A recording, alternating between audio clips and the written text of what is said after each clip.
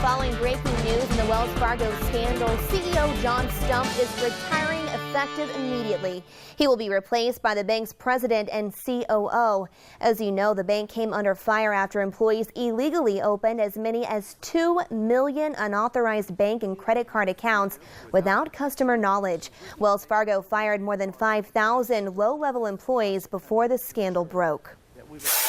Well, it is sunny now, but don't let this picture fool you. A few hours ago, temperatures made a dramatic drop. Right now, some cold, gusty winds are making it feel a lot cooler than 64. Let's head over to John in the First Alert Forecast Center with more on if these temperatures will stick around. John? Tell you what, Shaley, it is going to get colder tonight over the Texas South Plains. Okay, thanks so much, John. To stay up to date with the latest on what's going on outside your front door, download the KCBD weather app. It is free. Just search KCBD in your app store. If you already have the app, remember that it gets even more advanced when you update it. It is a local unsolved murder case now 25 years later. On the morning of October 12, 1991, Barbara Jean Hinojosa was found stabbed to death in her home in the 200 block of East 37th Street. Investigators say her home was also burglarized. KCBD News Channel 11's Presley Fowler joins us live from outside of that home with the very latest. Presley? Shaley. Okay, thanks so much, Presley.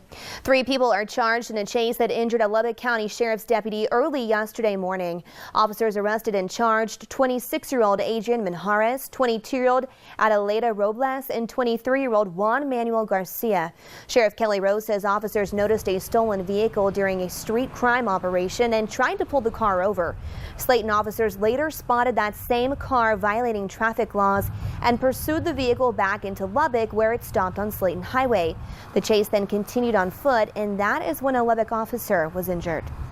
It was at that point that one of our officers, a gang intelligence officer more specifically, believed tripped and fell in the field, and a responding officer that was coming in still in a vehicle rolled over the top of him. Again, that officer suffered only minor injuries in the accident. His name has not yet been released. Federal authorities say they don't think terrorism was involved, but a plane crash in Connecticut yesterday was in fact intentional. Authorities investigating the plane crash say the small Piper Seneca was forced down deliberately and that a student pilot was at the controls when it crashed. The plane slammed into a heavily populated area, just barely missing cars as they were driving by. This plane crash was intentional, but I want to be crystal clear. The circumstances beyond that are still being investigated. The student pilot was killed, and investigators have interviewed the lone survivor flight instructor. He did not exit the plane until after impact. So the plane impacted the ground and he was able to extricate himself from the aircraft before it completed burning. The instructor told investigators there was some kind of argument or struggle for the controls, and then the plane crashed, but the instructor does not know why it happened. The man accused of killing 2 Palm Springs, California police officers was formally charged. The Riverside County District Attorney announced that John Hernandez Felix is charged with first-degree murder, attempted murder, and a number of other charges. The officers were killed Saturday when they responded to a domestic disturbance call at the home of Felix's family. Additional charges included special circumstance allegations of murder of a police officer in the line of duty, multiple murders, and lying in wait. This individual wanted to kill police officers. He armed himself with a weapon to kill police officers. He put on a vest so that he would be protected so he could kill police officers. That's the motive. He wanted to gun down police officers because they wore the uniform. The district attorney went on to say that Felix could be eligible for the death penalty. We are learning new developments in that kidnapping of a Kansas sheriff's deputy. 2 suspects are now in custody. Brady Newman Cadell and William Luth are both charged with kidnapping and rape. Investigators say they kidnapped a female deputy in the parking lot of the jail and assaulted her for hours until she escaped.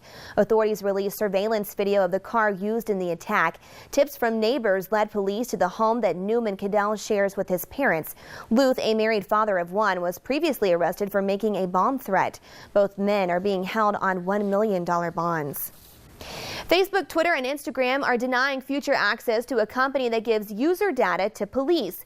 Geophedia collects searchable data from public posts. The American Civil Liberties Union claims it is used by more than 500 law enforcement and public safety agencies.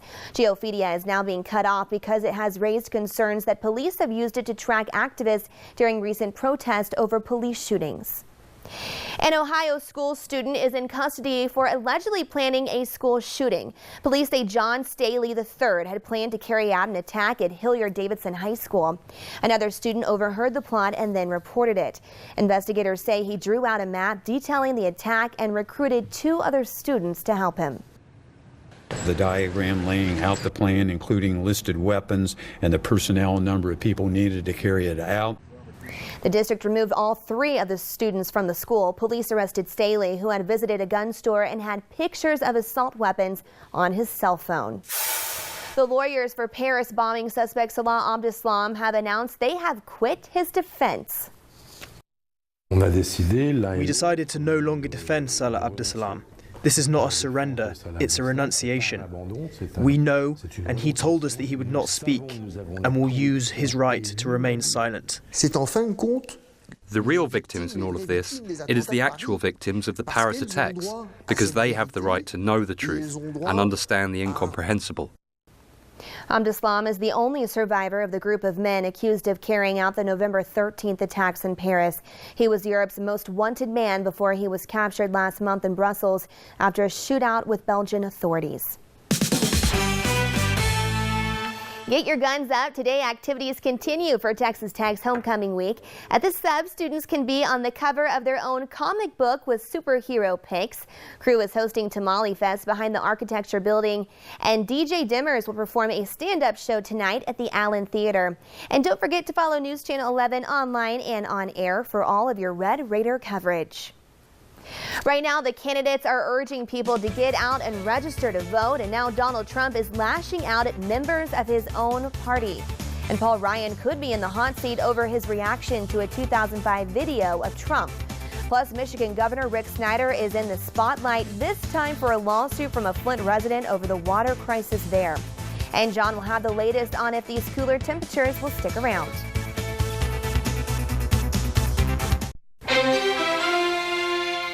Today, Donald Trump lashed out at Republican leaders who have given up on his bid for the White House and insisted a big Trump turnout can overcome that and Hillary Clinton's lead in most polls. Steve Handelsman has the latest from Washington. Steve? Shaley, roughly 500,000 Americans have already cast their ballots in early voting. Shaley, back to you. Okay, thanks so much, Steve. House Speaker Paul Ryan is facing backlash from House Republicans over his flap with Donald Trump, and his leadership job may be on the line. Many conservative Republicans are angry with Ryan for not defending or campaigning with the party's presidential nominee. The GOP has been gripped with infighting since a 2005 video surfaced last week showing Trump describing women in vulgar and sexually aggressive terms. Ryan has not withdrawn his endorsement of Trump, but says he will no longer defend him. This tension is significant because there will be another vote for Speaker next month. Arizona Sheriff Joe Arpaio is now awaiting trial for criminal contempt of court. The federal charges stem from a racial profiling case where a judge ordered Arpaio to stop targeting Latinos during immigration sweeps.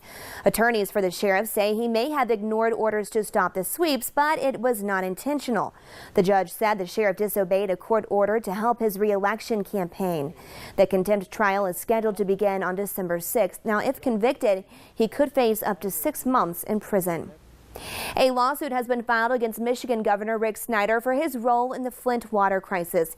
Carrie Weber filed the claim yesterday, saying Snyder spent $2 million of taxpayer money in the state funds for his own legal representation in the case. The complaint asked for a court in Lansing, Michigan to gather a judge and grand jury for the investigation. A spokesperson for Snyder says the spending is legally sound because the money was used for work-related actions. The lead levels in our house very currently, unfortunately, are still 1,308 to 1,800 parts per billion. Our lead never came down. It did not get better. Weber says the water sickened her family with illnesses of liver disease, Legionnaire's disease, high blood pressure, and vision loss. Governor Snyder has apologized for the mistakes his administration made and for prolonging the man-made catastrophe. 9 other people in total have been charged in the water crisis. American Airlines says the bacteria that causes Legionnaire's disease has been detected in 4 maintenance hangars right here in Texas. One worker from Dallas-Fort Worth International Airport showed symptoms of the disease, but has since recovered. Now, if untreated, the respiratory disease can cause pneumonia and lead to death. Samsung wants customers to return their Galaxy Note 7 phones safely. So the tech giant is sending thermally insulated return kits to users who need to ship back the faulty smartphone. The kits come with a static shielding bag for the phone, which goes into a small box. That box goes into a slightly bigger box and then into a shipping box. The outermost box is lined with ceramic fiber paper designed to contain extreme heat. The kit also comes with safety gloves and assembly instructions. Samsung has stopped production of the Note 7 after reports that its replacement devices were catching on fire. We have a traffic watch for drivers, this time in downtown Lubbock. Right now, eastbound traffic on 19th Street between Avenue J and Texas Avenue are reduced to 1 lane as crews complete utility work. Drivers are asked to slow down and drive carefully in the construction zone. The work is expected to last all day. This is the First Alert Forecast with Chief Meteorologist John Robinson. Don't forget our First Freeze contest there, Shaley. You can go by a Yates Flooring Center. Folks can, with a chance to win $5,000 shopping spree at Yates Flooring Center. That is a lot of money. 5,000 bucks? Yeah. Good luck, everybody. Healthwise at 5 is next. But first, here's a look at what's coming up tonight on NBC News. And don't forget, Miracle Jeans Day is 1 week from today, which means the Children's Miracle Network is hoping businesses will allow employees to pay $5 to wear jeans next Wednesday. It's a fundraiser for the Children's Miracle Network, Children's Hospital at UMC, and Shaley, Dan has given us the okay to wear jeans next Wednesday for $5. Oh, that's great. Thanks so much, Karen. Stay with us. We'll be right back. Well, it's certainly starting to feel a lot more like fall, maybe even winter with those low temperatures. And we were just talking about Halloween costumes. Have you narrowed it down a little bit? I'm going to be selecting maybe next week what I might be wearing. I'm very excited. Last year, John was a Minion, and you spent Halloween at the Science Spectrum. That's and so right. you can check out his cool costume there. Yeah. But talking about fall temperatures, what are we looking at? Well, it's going to be kind of chilly tonight, as you mentioned, kind of like winter, not freezing and no snow or anything like that. But right now we're sitting at 60 degrees. Then we'll show you the 7-day 60. Our winds are still about 10 to 15 miles an hour. They've gusted near 30, at least here at the station. But look at the forecast. I'm going to pull it down to the 40s in the morning. Chance of rain during the day tomorrow, only 58 for a high.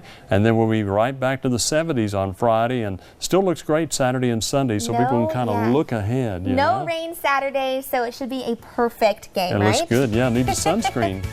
Thanks so much, John, and thank you for joining us. That is all of our time. The news continues with NBC Nightly News.